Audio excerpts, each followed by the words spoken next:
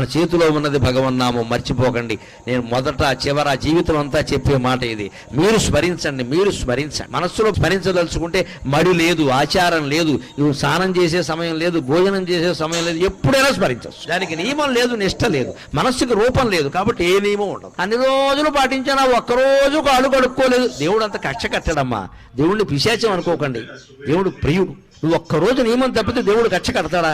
అలా అయితే దేవుడు అవుతాడా? అంతగా మనకు బాధ అనిపించింది అనుకో, అమ్మా ఏదో పొరపాటు చేశానమ్మా అని అమ్మవారి దగ్గర చెబితే క్షమించదా? ఆవిడ తల్లి అండి. భగవంతుడి దగ్గర భయం ఉండకూడదు, ఎప్పుడు హాయిగా చనువు ఉండాలి, ఒళ్ళో కూర్చునేలా ఉండాలి. గద, శంఖం, చక్రం ఈ ఆయుధాలన్నీ వెనకాల వచ్చాయంటే నువ్వు నారాయణాయ నమః, ఓం నమో నారాయణాయ, ఓం నమో శివాయ, ఇది మాత్రే నమః ఇలా ఏదో ఒకటి జపిస్తూ ఉంటే సర్వాయుధాలు త్రిశూలం సహా నీ వెనకాల తిరుగుతూ ఉంటాయి. నీ జోలికి ఎవ్వడు రాడు, నీ ఇంటి జోలికి ఎవ్వడు రాడు, నీ భార్యా పిల్లల జోలికి ఎవ్వడు రాడు. వస్తే మటాష్ తిరుగులేదు.